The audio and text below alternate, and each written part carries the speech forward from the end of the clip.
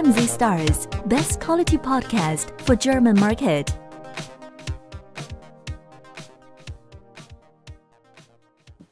Herzlich willkommen zu einer weiteren Ausgabe, diesmal wieder ein Live-Mitschnitt unseres Münchner Private Label Meetups. Zu Gast war diesmal der Chris McCabe direkt aus den USA, dem Amazon Headquarter aus Seattle, deswegen ist der Vortrag auch auf Englisch. Er war dort Performance- und Policy-Spezialist und hatte sich mit Betrugsfällen beschäftigt, aber auch mit Bezos-Eskalationen. Und nach seiner Zeit bei Amazon hat er sich selbstständig gemacht und nutzt praktisch dieses Insiderwissen, um Händlern bei Problemen im Zusammenhang mit dem Amazon-Konto zu helfen. Also zum Beispiel eine Accountsperrung oder auch nur die Sperrung einer einzelnen ASIN. Und laut eigener Angabe liegt seine Erfolgsquote da bei über 90%. Also für all diejenigen, die davon betroffen sind, denke ich, dass es sich durchaus lohnen könnte, dieses Problem vielleicht mit ihm gemeinsam anzugehen.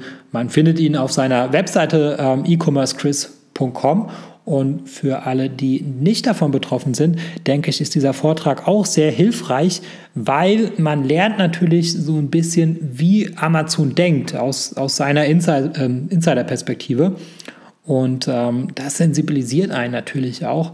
Und und es hilft, wenn man das umsetzt, was er sagt, auch den eigenen Account zu schützen, damit einem das im besten Fall niemals passieren wird, dass der eigene Account irgendwann mal gesperrt wird.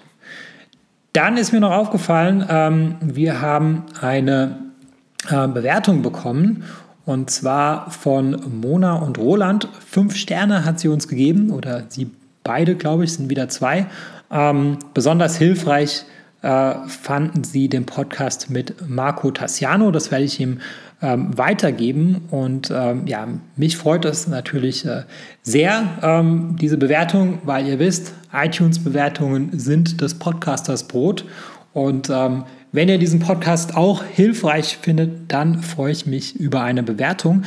Ich habe festgestellt, dass das gar nicht so leicht ist, auf iTunes eine Bewertung zu hinterlassen. Deswegen habe ich jetzt einen Link eingefügt. Also in den Kommentaren ist dieser Link. Und wenn man auf diesen Link klickt, dann wird man gleich auf die richtige Seite auf iTunes weitergeleitet, wo man die Bewertung hinterlegen kann. Übrigens, bei iTunes kann man auch eine Bewertung ohne Text schreiben oder nicht schreiben, einfach nur Sterne vergeben. Auch das wäre hilfreich und würde mich sehr freuen. Das war die Einführung. Viel Spaß mit dem Interview.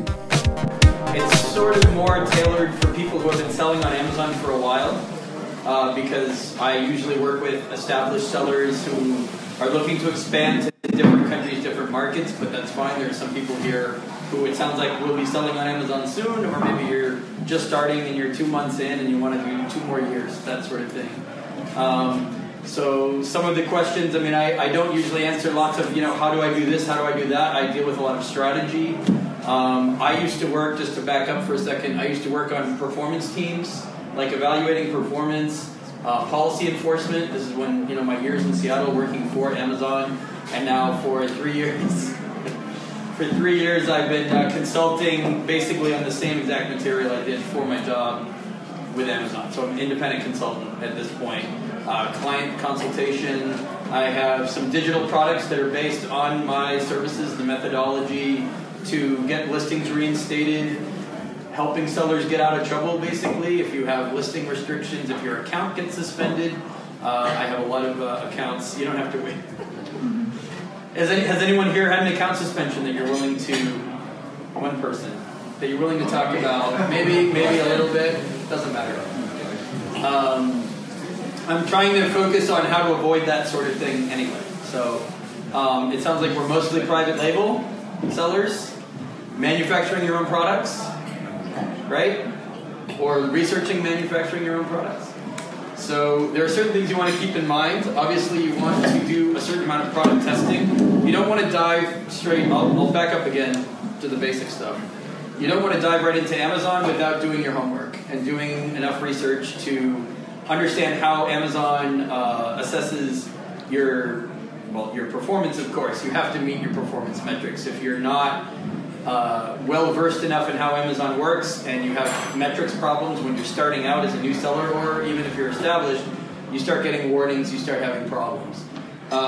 My content here is mostly around not so much the seller performance teams, but the policy teams and the product quality teams, which follow up when you get, say, complaints from buyers about the quality of the products you're selling. So there's a wide range, wide variety of. Am I speaking too quickly, by the way? Should I just keep going there? A wide variety of complaints from buyers. Sometimes buyers complain about the condition of the item they get from you. So just use that as an example. You could get a condition complaint which is from damaged packaging. It might not be the condition of the item you had manufactured, of course. They might think that your listing doesn't match the item, so that's like a different item complaint. They might think the quality of the item doesn't match the product detail page. So they think they paid for something else and they got your item and they don't think the quality matches, it's not worth it, in other words.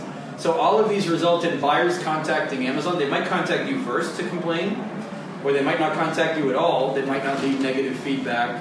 They might not file a claim. They might just reach out to Amazon and say, I want my money back, this wasn't worth it.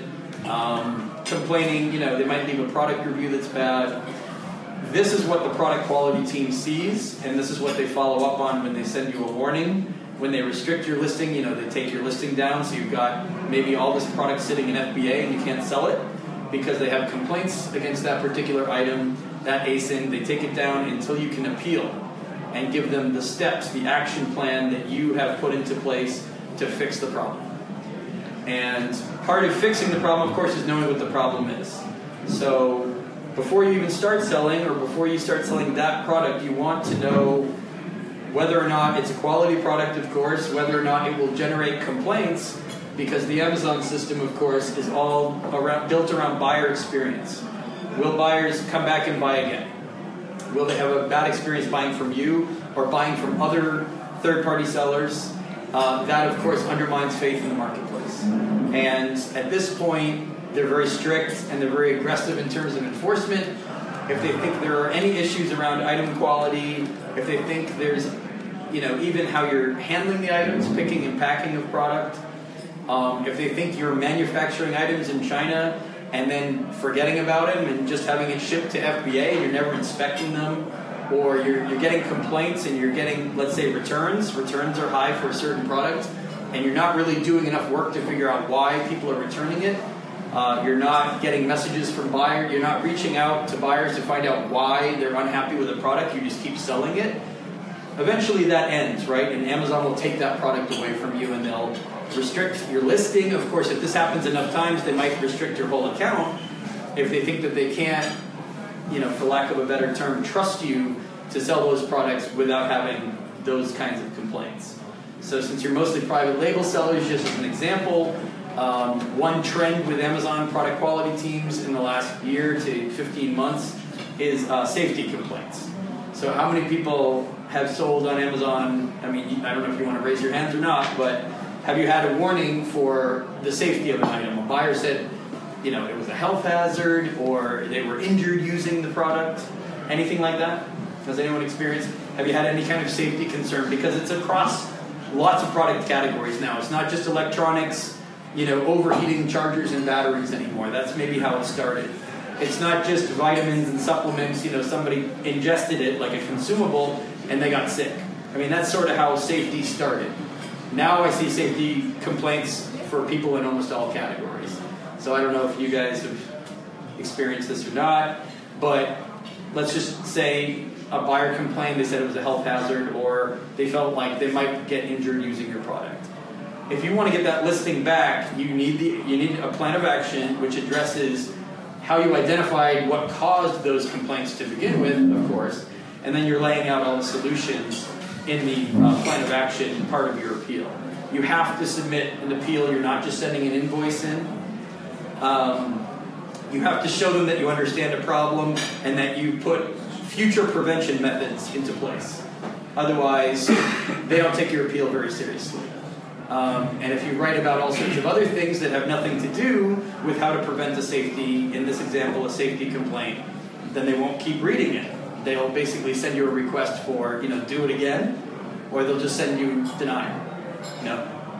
And of course, if you've invested thousands of euros or hundreds of thousands of euros in a product, you probably want to make sure that you put the amount of effort and time into how you write that appeal instead of just winging it and writing whatever you feel like writing at that moment, because you only really get so many opportunities to appeal these things.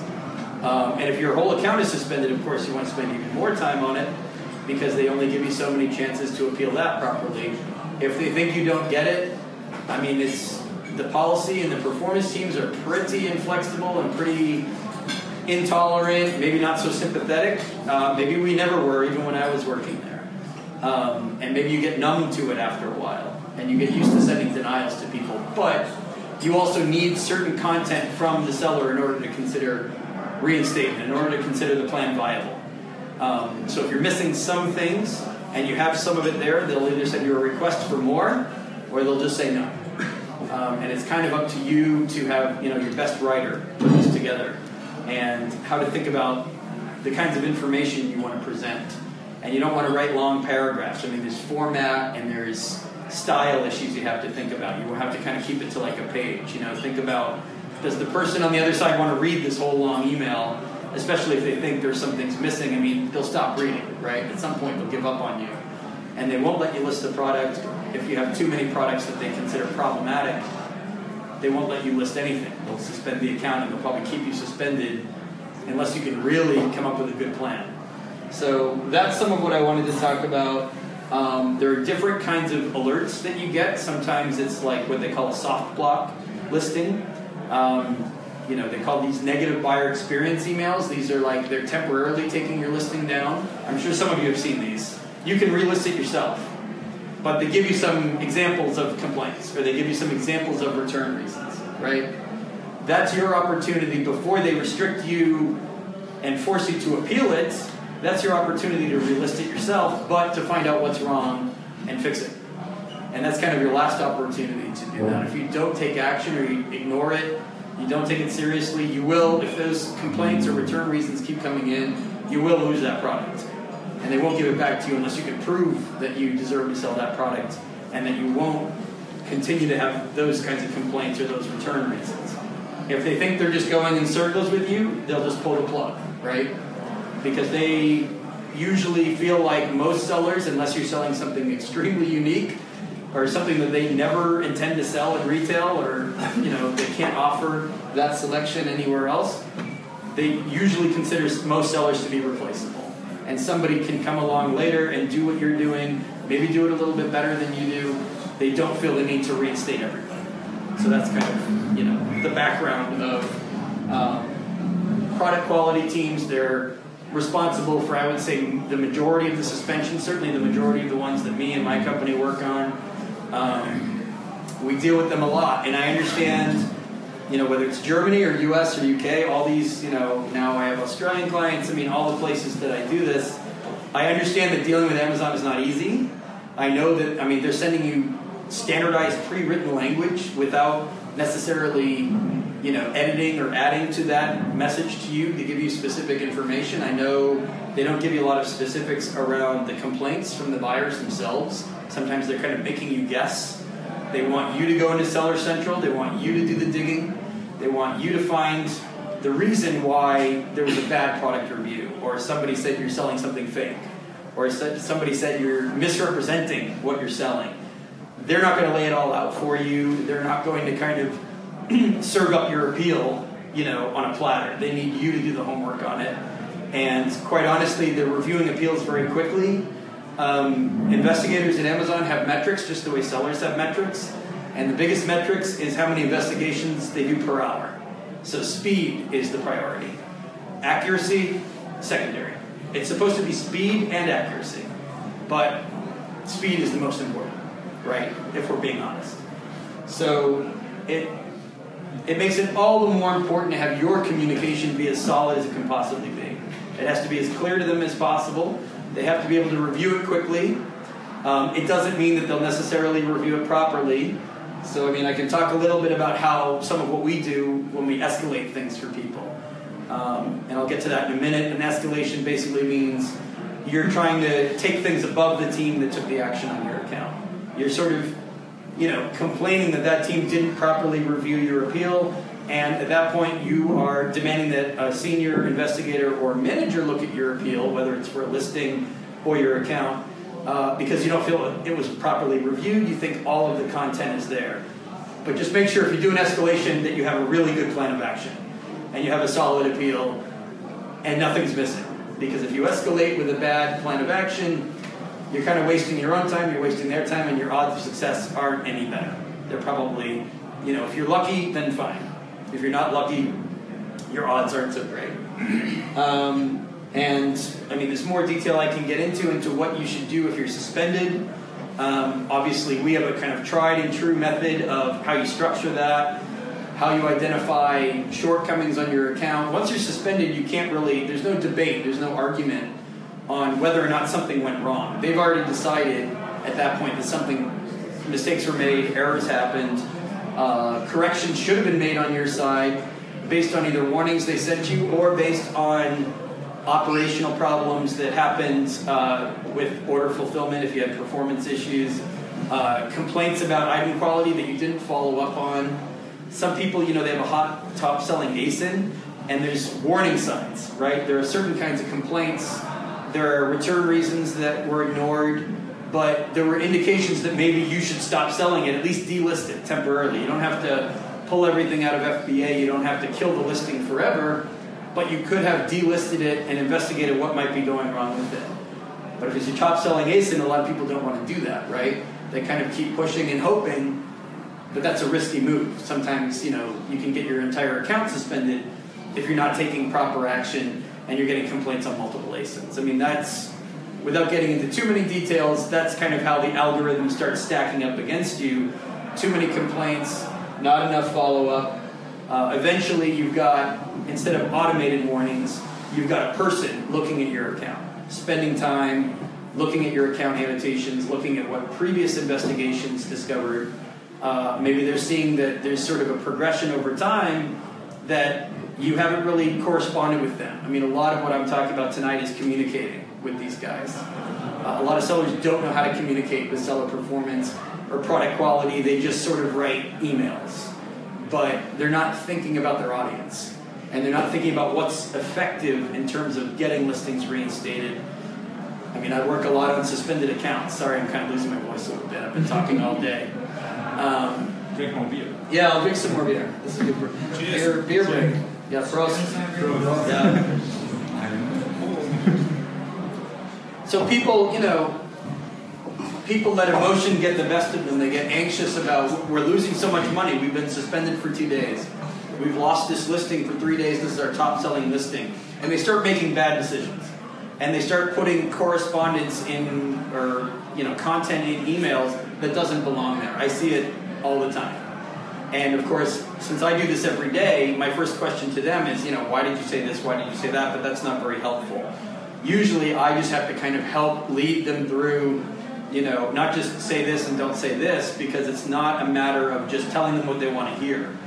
If you give them a lot of generic content that just sounds like you're trying to echo what you think they want, they read these emails all day, all the time. They know that's what you're doing, right? It's very easy for them to identify empty content that doesn't really show that you've gone through the painful process of figuring out, why this product is having this many complaints, why there are this many problems.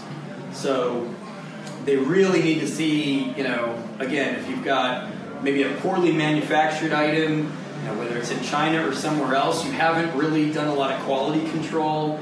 You just started sending everything into FBA, hoping it would, sell really well, and you didn't really inspect units. You didn't take 12 units out of the 300 that you sent into FBA and open up those boxes and look at those items and see if they're manufactured the way they're supposed to be. Are the same materials involved? Use your imagination. Anything that's sort of cutting corners comes back to haunt you on Amazon. It's extremely difficult to get away with cutting corners because eventually buyers start complaining about things. And then from Amazon's perspective, especially product quality teams, you're creating work for them, right? And you're creating, bad buyer experience is their number one, but you're also creating headaches for them, people have to keep looking at your account. They have to send you warnings. They have to read your appeals. I mean, eventually they lose interest in doing business with you if they think, yes, you know, you've got some growth in sales, but there's all this that goes along with it. I mean, ideally, they never look at your account at all. The only people who talk to you from Amazon are category managers, people who are trying to get you to sell in different countries, different marketplaces, and they don't have to spend all this time evaluating your performance and following up on item quality complaints or trying to figure out why buyers are saying that the items don't look new and you sold them as new. I mean, they lose interest in this sort of thing very quickly. So, any questions so far? No? Any interesting things to say? Any angry things to say? Where in Seller Central can you see what people wrote about? Yeah, I mean, there are reports you can do for returns, right? You can see if it's not as described or defective. But can you see the comments of the buyers? Yeah. Where can you see that? But I mean, there's you can view that in Seller Central. Okay. I can't walk you through the exact steps, but you know, right now. But I mean, this is visible to you, right? You can generate reports that will show you why people are returning things.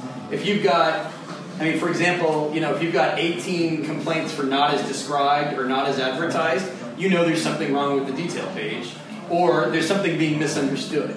Because from Amazon's perspective, when a buyer complains, I mean, maybe they're considering all complaints valid, and they shouldn't be. Maybe they're considering all buyers to be experts on your products, even if they're first-time buyers. But ultimately, if there are enough buyers complaining about something, that means there's a misunderstanding, something needs to be clarified in the detail page. So that's one example. Too many not as advertised complaints. I mean, maybe the title's not descriptive enough. Maybe the images aren't representative enough. Maybe some of the bullets and some of the details.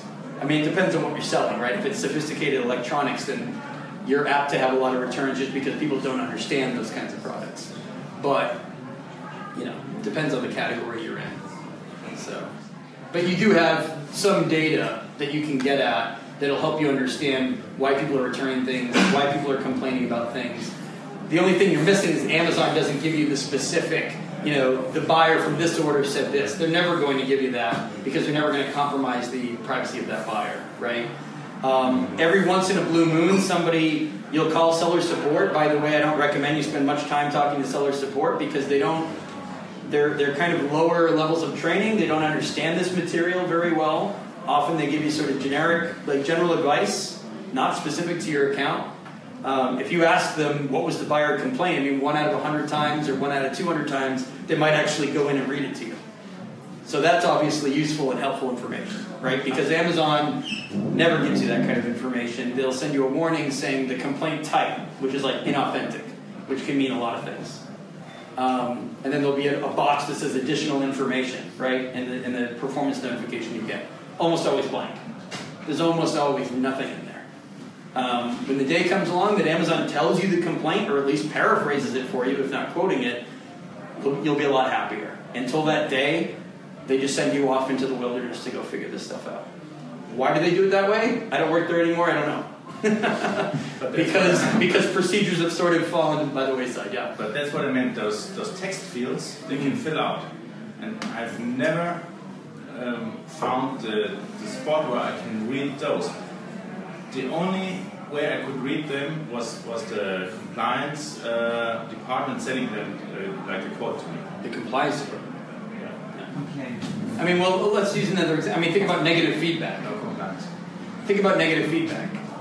You can get, I mean, you can look at a negative feedback and see if the listing is what's confusing people, or if they think it's defective. I mean, that's very descriptive content, right?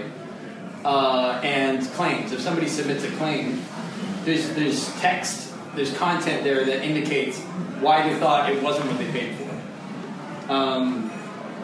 So you just want to familiarize yourself with as many tools as you can in Seller Central that show you, you know, why buyers are dissatisfied. Because ultimately, Amazon will side with the buyer if there are especially if there are too many buyers. They don't want to keep running down these complaints, right? time, energy, and it's also risk on their side. I mean, if they let a seller keep selling who's creating problems, that's more bad buyer experiences down the road. That's potentially more problem orders, more refunds, more gift certificates, more reassurance that they have to give those buyers that they are taking care of the marketplace and they are regulating the marketplace. Maybe not all the time, maybe not every seller, but when they have a seller reported to them by a buyer, and of course their sellers reporting other sellers all the time too. That's one of the worst things about Amazon is sellers, whether it's valid or not, are trying to take each other out 24 hours a day, right? Nature of the beast, I guess, because there's a lot of money at stake. Sorry. I don't know, I could talk about escalation some more, but otherwise you might have some questions coming in. Quick question. You said there's key metrics which the side of the product quality team steps in. I guess it's key metrics? It's linked to reviews and negative reviews. Is there like a rough indication you can say, like for example, your product drops below 3 out of 5 stars on average, you risk a warning from the quality? I mean, typically it's a review that's unambiguous. You know, fake, counterfeit. This isn't. You know, this broke immediately. It was too cheap. Like things like that are. You know, they follow up. I mean, there's no. It's all algorithmic, right? There's no like, oh, if you get past 10 complaints in a month, then you're going to have somebody look at your account. It's not quite like that. Of course, if you get 10 complaints in a month, you're probably, depending on what they are, you know, and complaints are also weighted differently, right? Safety complaints are assigned a certain weight as opposed to item condition complaint. If somebody's accusing you of fake or counterfeit, which, you know, hopefully for private label sellers isn't happening as often as it might for resellers, you've got a problem right away, right? Whether it's a negative feedback, a product review. I teach people to just, you know, you have all your documentation ready. If you have authenticity letters from whoever's making the product for you, or if you're a reseller, you know, the distributor, but you have this stuff waiting because this can come at you at any time. So you have to be prepared. You don't want to be suspended and scrambling for letters from people. And just giving them an invoice may or may not be enough to reinstate a listing. I mean, it depends what your appeal says, what the plan of action includes for, well, what kind of research did you do into this, you know, bad buyer experience, this report of an item quality. I mean, a lot of the buyers are just saying the quality isn't there, right? They're saying it's somehow less quality than what they thought they were getting, which is, you know, debatable from the seller perspective or the buyer perspective. But Amazon has to do something about that. They don't have a choice. I mean, they've committed themselves to running down as many potential complaints that can, you know, predict whether or not you are selling what you say you're selling as possible. They don't know. They're not opening up your FBA inventory every 5 minutes to see if exactly what they got from you is what the listing, you know, I mean, like, people kind of forget what's scalable and what's not. They have to, I mean, unfortunately, they have to use the buyers as product quality as a basis of an investigation. You know, should they do that based on one stray complaint, an edge case, a one-off? Of course not. I don't think so. None of us probably do. If it's an edge case, it could be a buyer who misunderstands the product.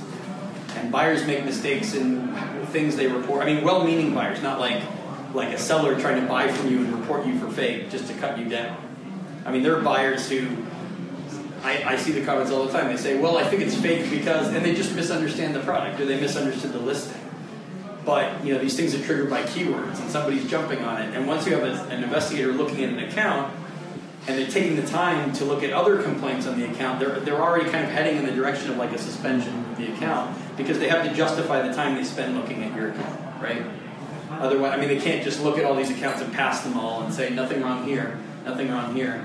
You know, they have to show some product for their labor. I think there's often happening that the competitors are complaining and unreasonably complaining just to slow you down and kick you out. Yeah, in theory. Can you paraphrase the question because the audio on the stream won't capture the audience? Oh, you want me to? He's talking about competitor sabotage, basically. I'm sorry, I don't remember exactly what you said. But, I mean, Amazon's aware of sellers trying to cut each other down all the time. So the problem is a lot of sellers are, you know, blaming a competitor anytime anything goes wrong.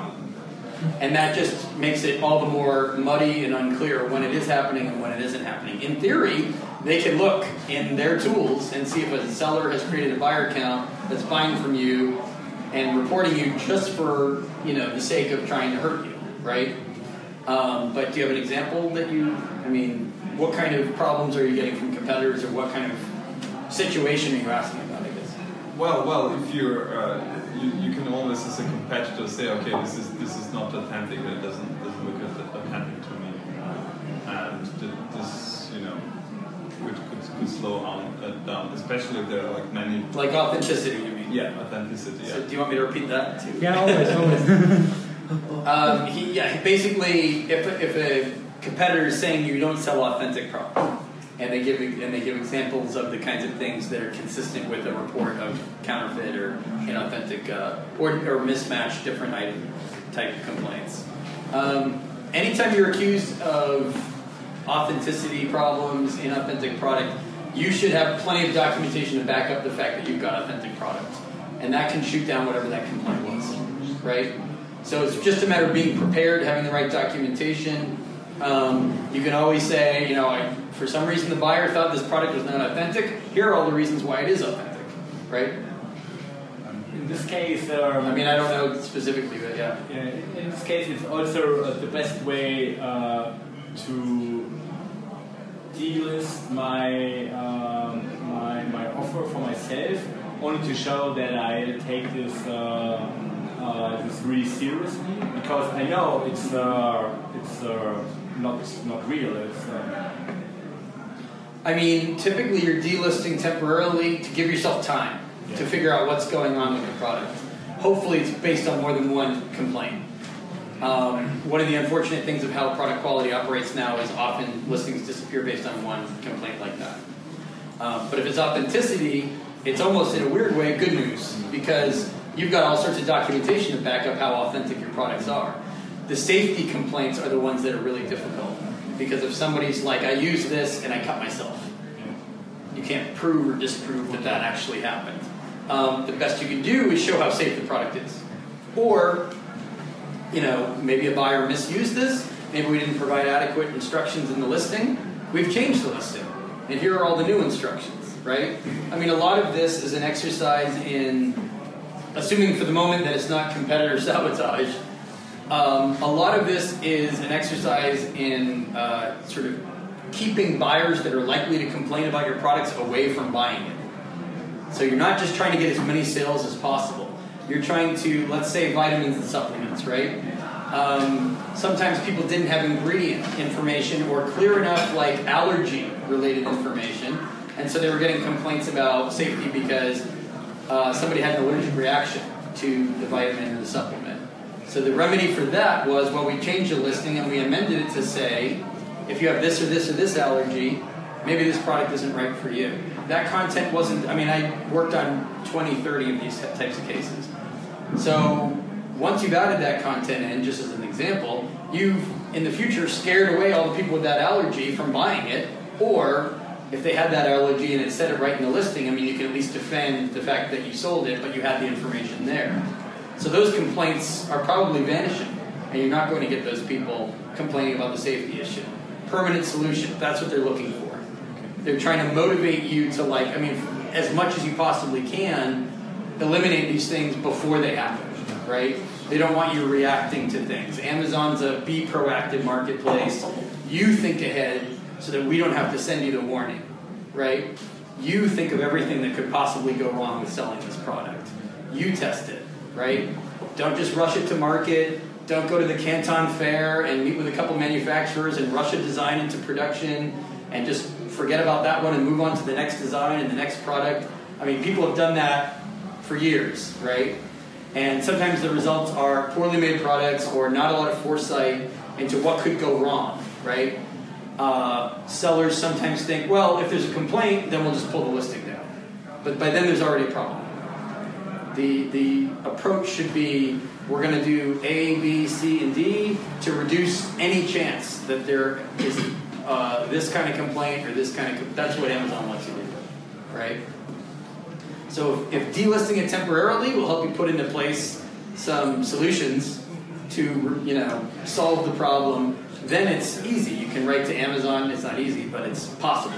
You can write to them, tell them all the things you did, make sure they understand that you already did those actions, they're completed. So if they reinstate the listing tomorrow, it'll be different. Yeah, does that make sense?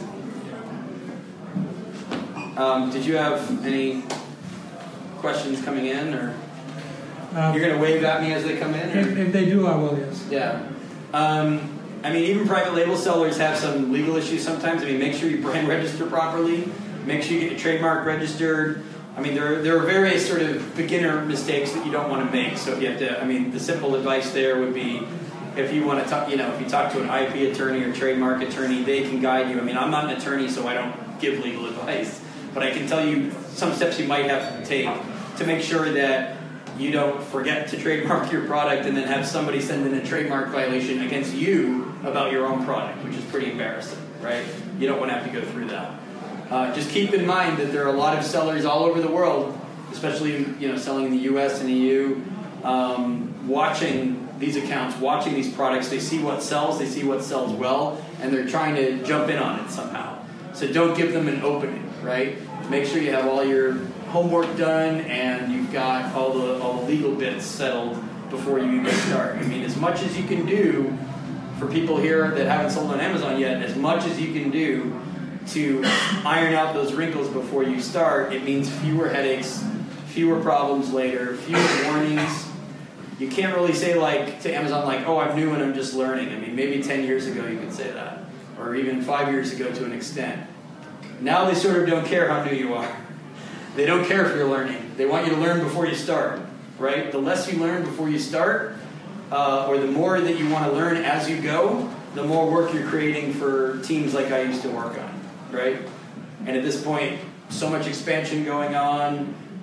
They're trying to put in more automation of investigations, so not as many people need to look at accounts.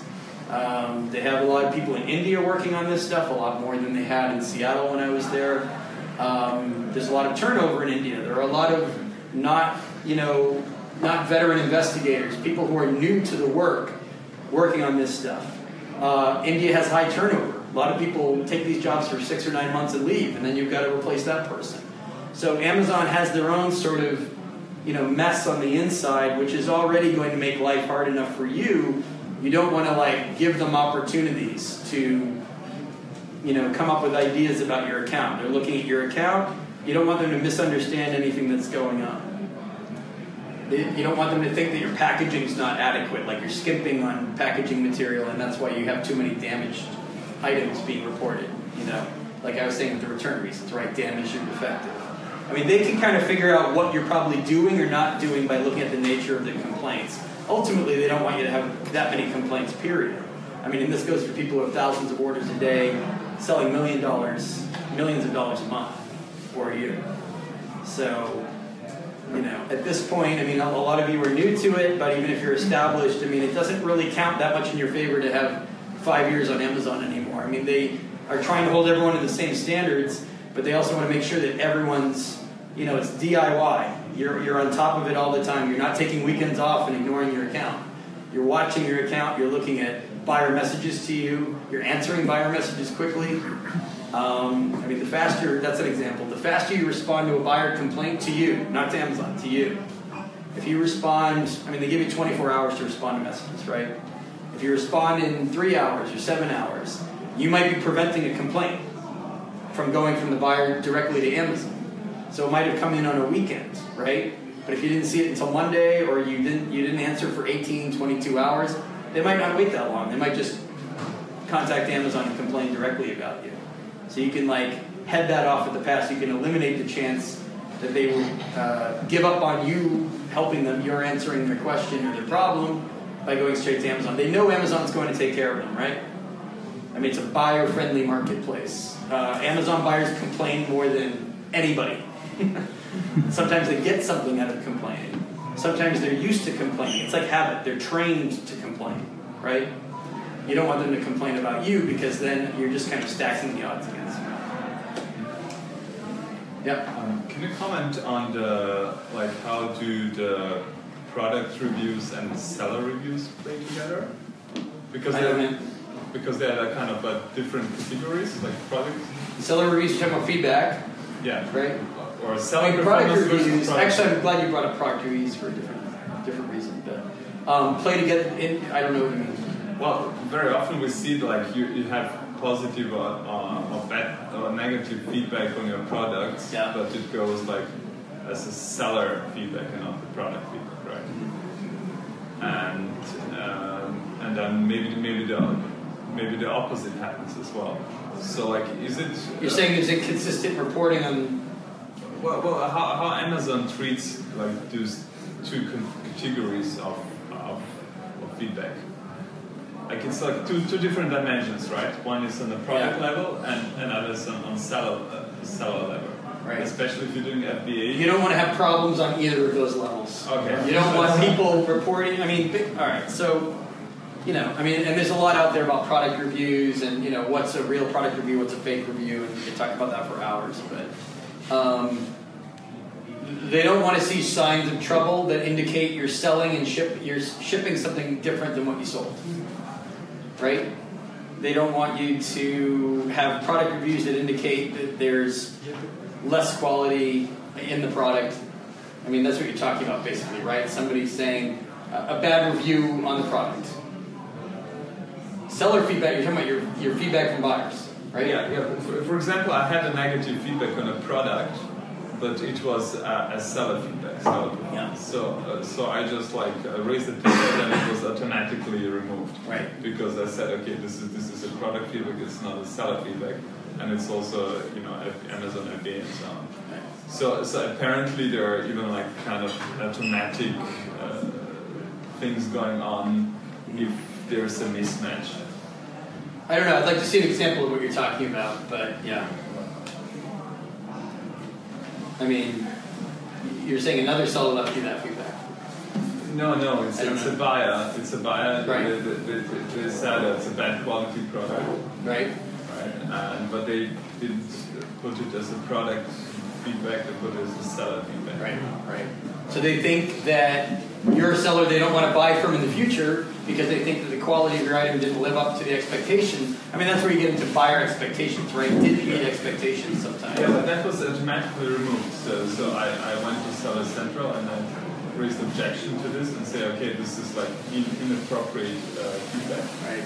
And this was removed within 2 seconds, right? Oh, good. It's automatically. Yeah. So apparently... I mean, if it's not considered justified, if it's considered that this person clearly doesn't understand the process and they don't know what they're talking about, you can challenge it, right?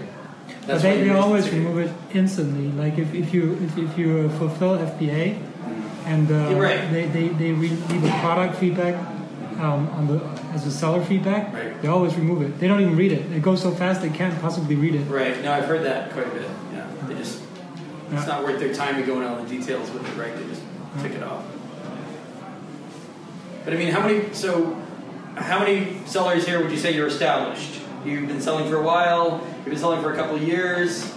Your products are sort of consistently bringing in a certain amount of revenue per month. Have you had any problems with these teams that I'm talking about? I mean, you're not getting any buyer complaints? What would you say? German quality, no complaints. Nice. I mean, what feedback do you have? How long have you been selling? I'm just trying to get an idea of who's here and who's planning to do what. I mean, we're heading into Christmas, right? So the issue is that I don't know if Amazon counts that in, but different countries have different cultures. And I'd say you sell, I have no idea about US, but you sell 100 products in US, you might get 40 reviews in total. Mm-hmm. X amount of them being bad, X amount of them being good. You do the same thing in Germany, you will get 5, and 4 out of them will be bad. Yeah. So the German culture says, unless I say something, if I'm not saying anything, it means it's good. If I complain, you have a problem. So there's people have always said that about only complaints. People have always said that about buyer feedback, though. Well, in US, in Germany, in UK, I mean, it's always like it's hard to get enough positive feedback because a lot of people who are happy just forget about the whole thing, which is the seamless experience that Amazon kind of wants, but obviously you want the feedback, right? The positive. And that's why I was asking a question before, because if you know that about the German culture, you kind of weigh these negative complaints in a different way, because this guy sells 1,000 products in 1 month. He has 5 negative complaints. What does that actually mean? Nothing. This means nothing. There aren't that but many. It's still a demand of 5 negative complaints. No positive complaint to compensate for. Yeah. If you're looking what for, does it really mean? There were way more native German investigators in my day than there are now. So if you're looking for investigators, that's probably. If you're looking for investigators back in the old days in Regensburg, or even in the UK, or even in Seattle, the ones I worked with, I mean, some of my best friends, those days are kind of gone. You're not going to have somebody reads through or understands some of these cultural sensitivities. They're looking at numbers, they're looking at the wording of the complaints, they're looking at the nature of the complaints, they're looking for something systemic on your account. Is this a repeating pattern? Is there a pattern at all? Right? If there is, that means you need to do something. Is it something that we let you sell and you can figure it out as time goes by, or do we have to stop you from selling right now until you figure out what this problem is? Not just with this product, but with the entire. In theory, when your account is suspended, they're saying something is operationally wrong. They're saying there's something that needs to be fixed in how you manage your entire Amazon account.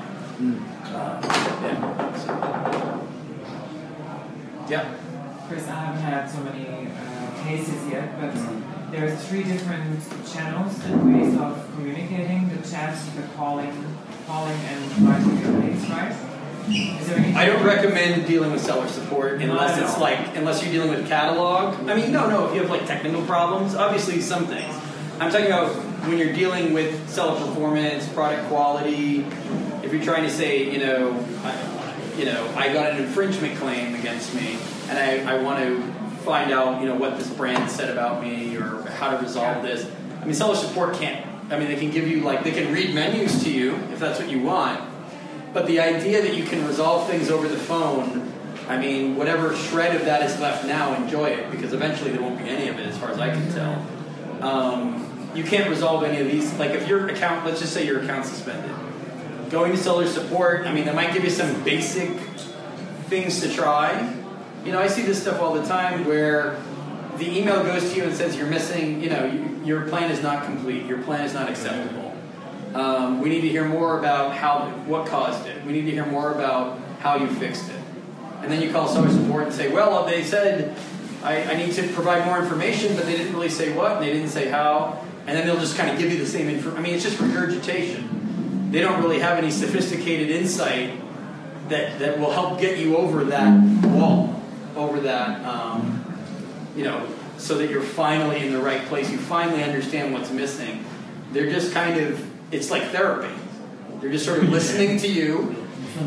They have to tell you something, right? If you're on the phone with them, if you're on the phone with anybody, unless they're going to hang up on you, they're going to say something to you. Does that mean the something they give you is valuable? In the case of seller support, I mean, in my life I've seen enough cases, I've seen enough bad. I mean, sometimes they give you the wrong information. They make something up, I don't know where they get it. But I've seen wrong answers to things that the seller took and they thought it was true, and then they started writing something new based on that information, and then I do my research and I find out that had absolutely nothing to do with the suspension. It had nothing to do with what went wrong. So, of course, the investigator sees what seller support. They're not going to go, by the way, looking in the case and see what they told you in seller support. They're going to look at what you emailed them. Okay. It could be based on your, you could have long chats and conversations with seller support, but investigators don't have time to look at all the back and forth in these cases. What's the best solution? Yeah. Sometimes, I think, personal experience, it's really hard to figure out what's the right answer. Yeah. So, I mean, most of the time, seller support isn't going to help you get at that answer. And I'm sure you agree. I mean, actually, it's sort of a detriment because they're kind of wasting your time that you could be spending either researching things on your own on your account. I mean, for example, if you're getting item quality complaints and you're saying, yeah, Amazon, but what are the complaints? Tell me what the complaints are. I mean, maybe you can pull some of those products out and look at them and figure out what the complaint is. Sometimes, yes, at least. There could be other things. I guess what I'm saying is there could be other things that you could try. Instead of just demanding that Amazon sort of serve it all up to you on a plate, because then they think you're just sort of figuring out based on everything they tell you what to write. And they don't think they've really gotten at the answer, and they don't think that they've gotten you to change anything. If they're suspending you, they're saying something needs to change on your side, right? I mean, sometimes there's not much you really need to change. You're just being suspended because you sort of had the bad happenstance of a few complaints and the investigator reviewed it a certain way, you know, things like that. But, yeah, I mean, just take everything seller support tells you with a grain of salt. That's all I'm saying. Yeah. Don't rely on it. Don't have that be your crutch. Because if you're dependent on them, yeah, you could be suspended for a while. They're not trained on that. They're only responsible for daily business. I mean, they're not, I mean, it would be great if Amazon took everyone in seller support and gave them all product quality training, right? That doesn't, I mean, there aren't enough hours in the day and that's not scalable. And that's why a lot of training and a lot of auditing that happens doesn't happen. Or that should happen doesn't happen. Any other questions? How long have I been talking? Are we approximately where we need to be? Or? As long as you want. I don't. Are people actually watching this who aren't here tonight? Yeah, there's right now 11 people watching, but all right, they're not asking questions. Thanks, 11 people. Ask some questions. Good ones though, not crappy questions. I want good questions. So that's for all 11 of you. So you mentioned product quality team, and I know there's like verification. So what are the other teams that could be involved in the decision making for suspending an account? Depends on what you're suspended for. If you're suspended for metrics, seller performance. If you're suspended for item quality issues or item condition issues or anything around product quality, obviously that's a product quality team. You could be suspended for intellectual property infringements or trademark infringements. That's the notice team. So I mean, there's, you know, obviously there's interaction between those guys. But, you know, to answer your question, it depends on. So it could be like. I mean, you're not having the same person look at every email you send in. I mean, obviously this is a global operation. So it could be like 5 to 10 different teams involved depending on the topic, right? No, not. I mean, if you have 5 or 10 kinds of violations. 5 different teams, like depending. Teams or people? No. Teams, like you have like different topics that can lead to suspension. And for each of those topics, there are like different teams. I mean, you can break most of it down into performance or policy. Okay. So you're not going to have 5 or 10 different teams looking at the same account. Okay, and if I'm talking to seller support, is there any chance like to convince them to connect me to someone from that team? No. There's no phone support for seller performance, product quality. I mean, it's not scalable in any way, shape, or form for them to offer that. Because sellers who are suspended, who ever get on the phone with anyone that's not seller support, if they're on the phone with seller performance or product quality, I mean, they've done pilots, they've done programs, they've tested this, they can never get them off the phone, right? It's almost impossible unless you hang up on the seller. Because the seller will, and I've experienced this on a lesser scale with some of my clients, but they will ask me the same thing over and over, hoping for a different answer, right? If it's something that they don't, like, say they're suspended for something that's really a question of their business model, like they're using an outdated business model, right? You're sourcing from, I mean, for private label, this is less of an issue, but you're doing like retail arbitrage. You're going to a bunch of stores and buying product, but you don't have any real documentation other than a receipt that you bought something. So I tell them, okay, your business model is no longer, you know, functional. You have to buy from either authorized distributors of the brands you want to sell. You know, I give them a solution that involves revamping their entire business. So they just will start saying, well, what about this? What if I do this? They're asking me the same question 7 different ways, hoping for a different answer.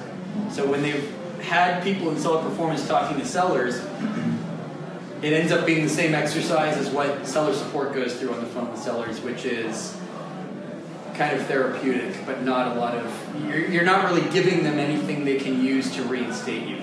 They can maybe suggest a couple things that you can do, but it's up to you to really implement those actions, right? Anything you give them in a plan of action, you have to do. You can't just tell them a bunch of things that you're going to do and then not do those things and hope for the best. You'll eventually get resuspended, and they'll look at your account, and then they'll look at your plan and say, okay, great, they didn't do any of these things. So we can't trust what they told us. So we can't reinstate them again because they'll just be suspended again for the same reason.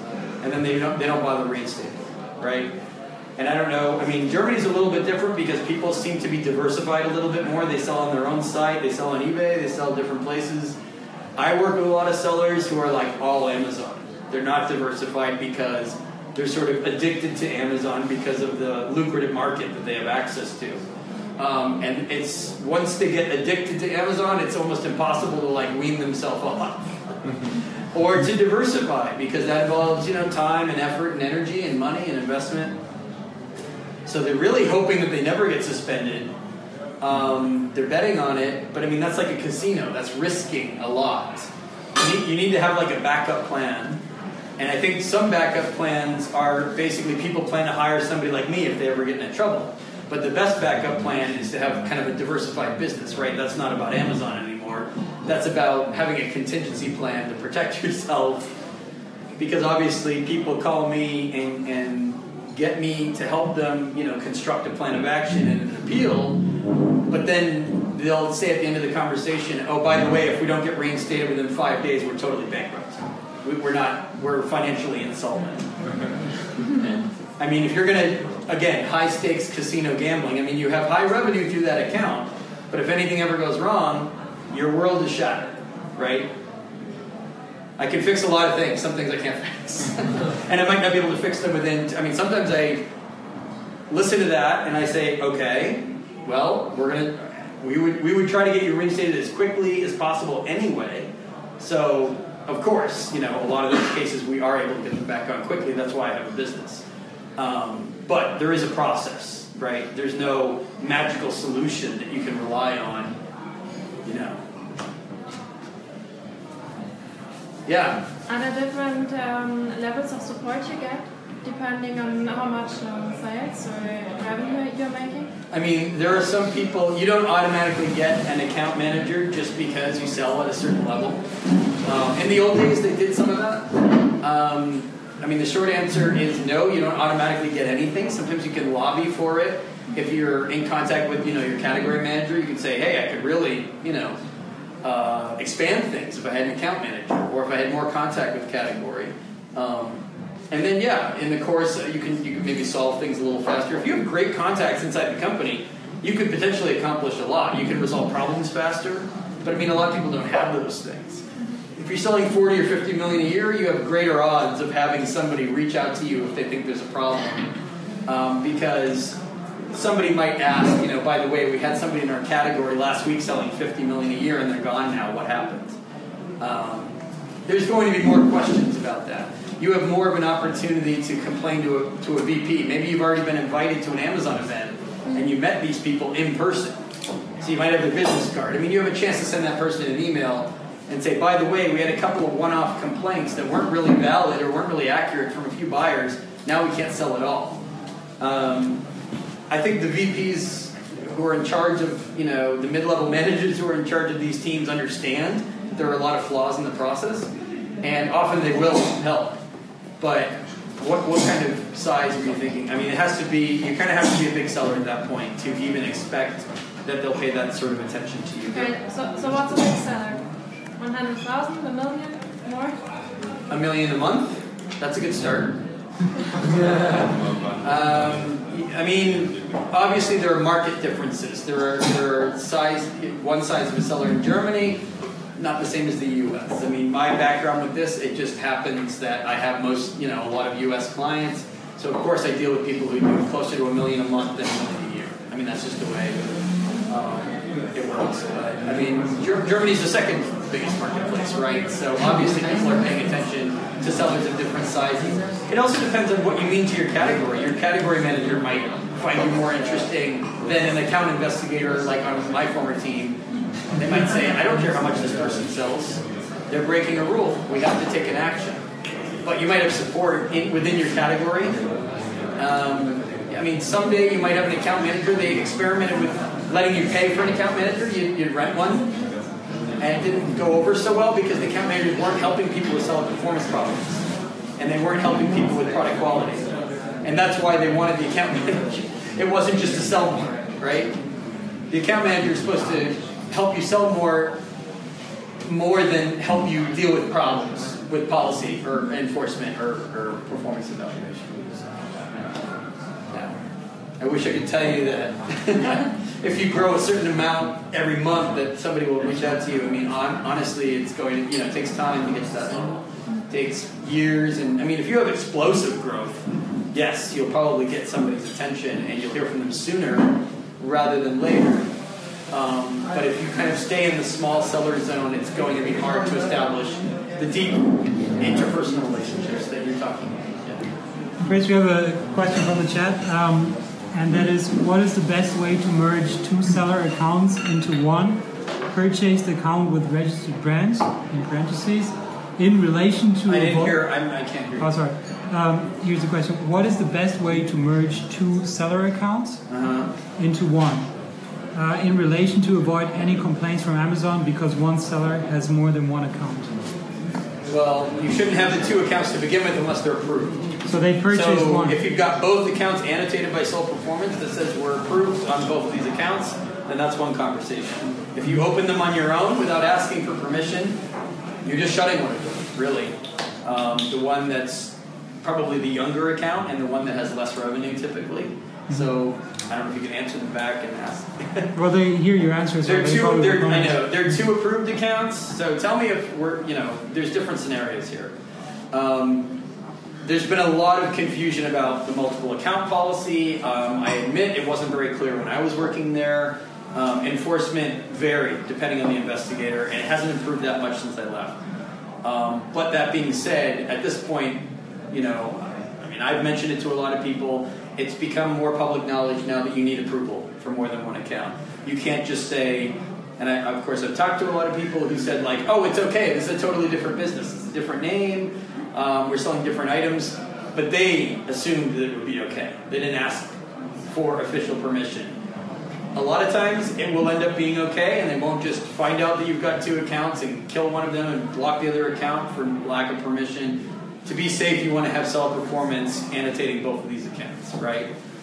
The new one, when you open the second one, you want that annotated that you were allowed to have the second one. So you're not really merging accounts, you're closing one of them. Okay. That's the short answer without having additional information. Yeah. From your experience, for retail arbitrage, not the private label, from your experience, what were the reasons for shutting down the account? Product quality complaints, item quality complaints. You lack appropriate documentation when you do arbitrage. The types of information they ask sellers for now you can't provide if you only have a retail receipt.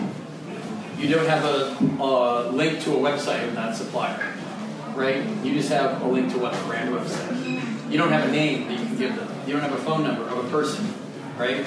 You don't have a real distribution chain at that point. You mean like buying from stores? Yeah. All you have is a receipt, a copy of a receipt. A lot of stores, Germany, I know a little bit less about retail here, but in the US, a lot of those stores accept returns very easily. And some of those items end up, sold in batches to people at a lower cost. Those items might have been opened and resealed. They might be, they take the return. They have to do something with it.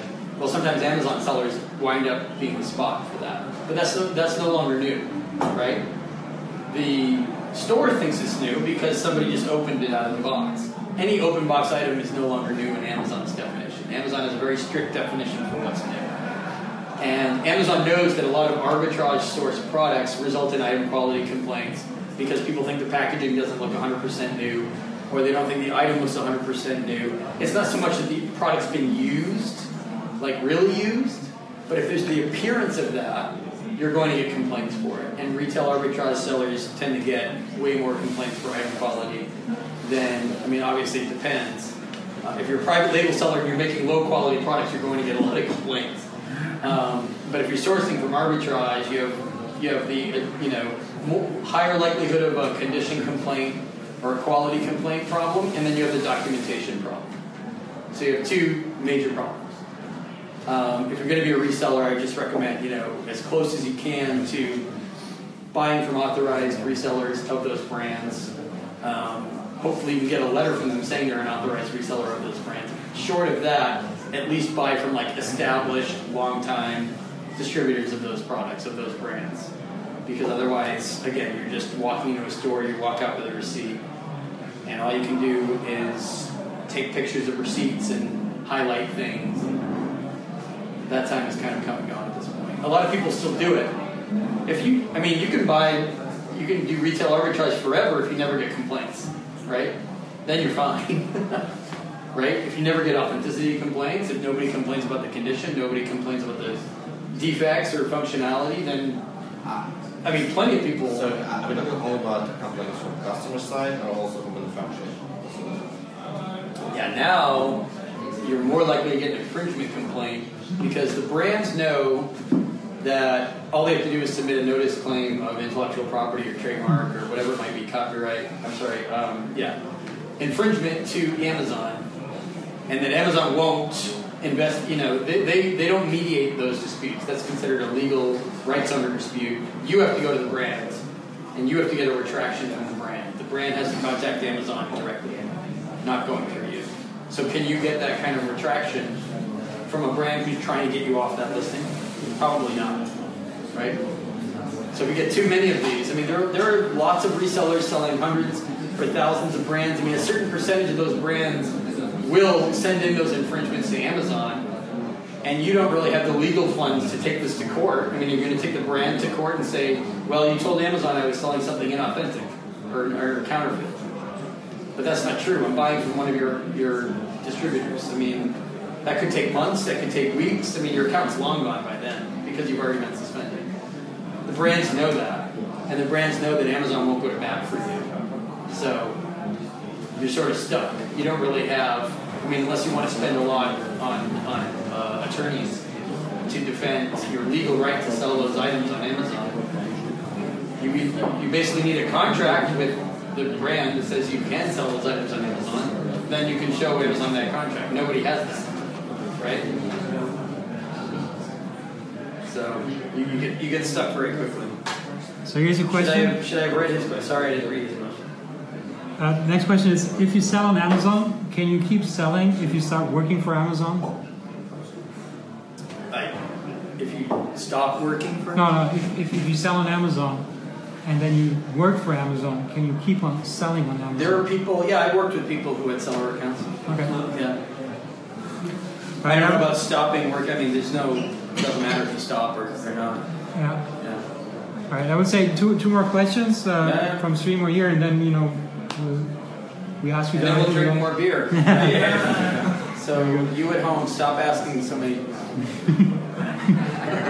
You know where to find me if you can't get your question. Yeah, what were you going to say? Any tips on how to unlock categories? If you want to sell in a certain category, and you need to provide... Have excellent documentation. You mean like brand approvals? No, if you want to sell in a category of, what is it, cosmetics or... Well, they have a process for that, right? They ask you for certain kinds of documentation. Like 13,000 euros of... Right. Have a great paper trail. That's the problem. How do you get a documentation of 30,000 of purchase? You tell me. Yeah, exactly. So you have to have your business open. I get a lot of questions about this. Basically, they're going to ask you to submit a certain number of things. Make sure you have them. You can't argue your way around like, well, we don't have this, but we'd really like to sell it. Or we don't have to say, it's like, it's inconsistent how they, sometimes I see two identical people, and one of them will get it, and one won't, and there's no discernible reason why one did and one didn't. To me, they aren't my businesses, and I don't know everything about them. To me, they look the same.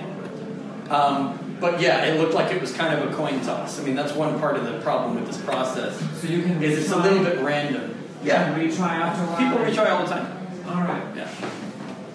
But don't waste your time. Retry when you've got all your evidence. Right. Or here's another thing. Some people are just new. If you're like brand new to Amazon or you're brand new to don't start reaching for everything immediately when they have no experience with you as a seller. They'll just say, well, you don't have any of the criteria to just start doing this. That's why there's a gating process. So they want you to build up some track record. There was something else. Did you have something? No, last question. Last question. It needs to be a good one. Nobody from over there is asking any questions. No? What about you? You've been shaking your head for half the night. You have nothing to say? You don't want to tell us all about your business? What you sell? How much you sell? Bye-bye. Was there... Yeah. I had a simple question, but feel free. He has a simple last question. The simple Anyone ones, else can... at this point in the day and evening, the simple ones are the best for me. How big is your success rate in reinstating listings? For accounts? Or let's say you have... I mean, I don't know. In the last 3 years, we've done thousands of these, right? So are you counting listings and accounts? I mean, it's way over the best measure. Just trying to get an idea of, like, I know you have a consulting agency which helps people to get their listing account reinstated, which I think... I mean, we get almost everything reinstated. I won't say it's 100% because it's not. Well, it's better than saying 10%. So. No, I mean, obviously, yeah, I mean, I don't know the exact number off the top of my head, but way up in the 90s% based on the fact that in 3 years we've only had a handful of accounts that we weren't able to get reinstated. I usually don't compare one suspension case with another because obviously some people come to me like the day they're suspended. Let's just forget the listings for a moment, talk about account suspensions. I mean, some people contact me immediately when they get suspended and I help them, I run it from the beginning. Other people try it 8 times and then they call me, right? I don't take on those so much anymore because those have a lesser, likelihood of success than somebody who comes to me immediately.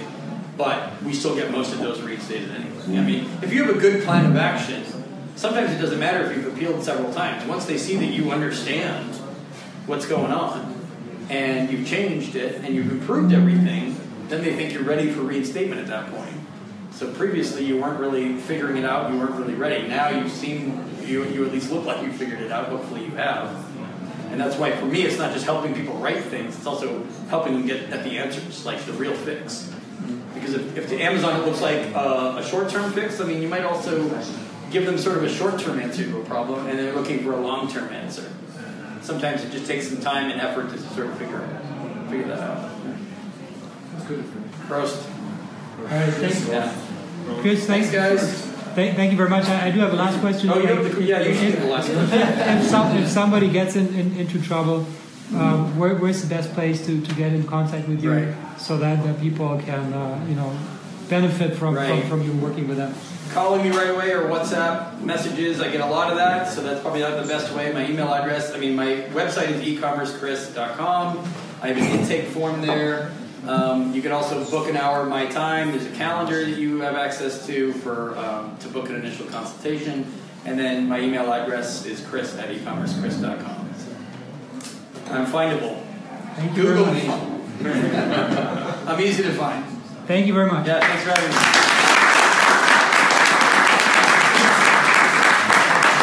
Sorry, I'm losing my voice.